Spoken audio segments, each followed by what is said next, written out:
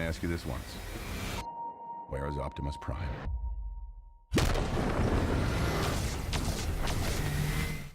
Kelsey? Good to see you, man. Man, dude, I got to tell you, when I told everybody I was coming to see you, and I told all my friends, I said, Kelsey and I actually know each other. We did events together, lots of events when I was at Power. Yeah, that's and everybody right. said, oh, he's going to fake it. In fact, they said that in the hallway that you were going to fake it. No, I don't. Wait a minute.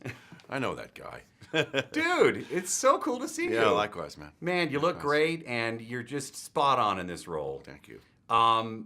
Just start there, dude. Okay, what was it like to be in this film? Attinger came across my desk, and I actually went looking for this role, honestly. I'd heard they were making a Transformers 4, and I thought, you know what, there's no reason I shouldn't be in that movie. So I called my agent, and he kind of agreed with me, and he said, I'm going to call Michael. They're buddies. And he said, just watch Boss. He said, because, Michael at first said, well, isn't he just do comedy, right?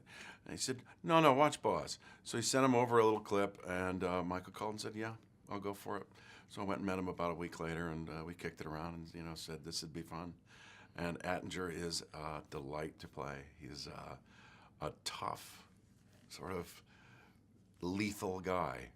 It was hard for me to watch the character a little bit because I consider you a friend, and I love you to death. Thank you. And it's just but you're a villain. You're not a villain. You're kind of a villain. You're kind of this and then. But that's how good the role is because I just was like, come on, dude. No, that's a great role. It is. I mean, well, he walks that line between. You can see what his reasoning is. You can see that there's a justification for a lot of the way he thinks, and definitely in trying to rid the planet of what is basically a scourge. I mean, people die when these guys start fighting, and he's trying to stop that. So he's after them, and it's actually a really fun role. You've kind of answered this already, but you've done such a variety of roles. It's funny, I was watching Frasier on the plane, an 18-hour flight over, and I still love that character, which is just... Great character. I would watch the episode of you in the parking garage. Yeah. And your brother has the bird cage. Yeah, right. Yeah, you know that one. Silly. Yeah, but I mean, so what's it like in the mindset to do this different of a role for you? It's doing different roles is really not that surprising if you're an actor. You just sort of you got to know what movie you're in, and then you adapt to the style that you're doing it. I mean, Frasier is familiar to people. He's as I always say, he casts a large shadow in my life, and it's a pleasant shade to live under. But I also am an actor who wants to try out other things.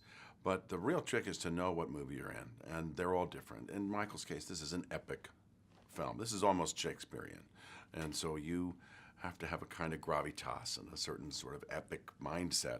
These are big words, not little words. These are big ideas, not little ones. And so, when he's after these guys, he's after them. And they're big robots.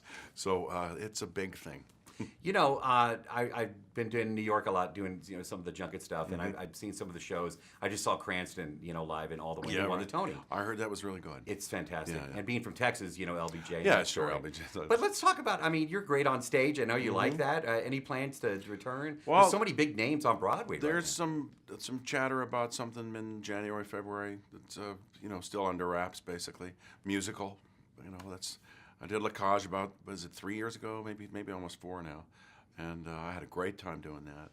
I'm trying to find a way to make a movie out of it, so we'll see. So if you do that secret project, which I can't wait to hear about, I'm gonna be at the stage door, and I want you to act just like you did when I walked in. Like, okay. I know that guy. I know that guy. Wait a minute. So, what do you think about Hong Kong, man? This is my first time here. Fantastic. I mean, it's such a vital, cool, vibrant place to be. I really like it here. I mean, I look out the window at that harbor every day and I think, wow, look at all this stuff that's happening here. All this building, all those cranes, all those boats.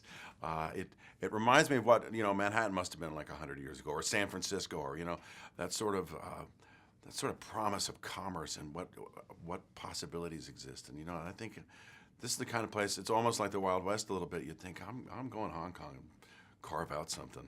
They're wrapping me, but you're walking the red carpet in a couple hours. Yeah. What's that feeling like to walk down and just people are screaming? Oh, it's a great feeling. Red carpets are fun. You gotta take a chance once in a while, or a break from all the stuff in your head, to just simply celebrate a moment that's unique and one you wanted. Honestly, you gotta acknowledge the fact that you want to do this stuff, and it's really fun to get there. Dude, I didn't even use my notes. It was just you and me talking, brother. Yeah. It's so good to see you, man. to see I you. love you to death, dog. Very Good to see you, very buddy. good to see you. Thanks, man. Take care. This is not war. It's human extinction.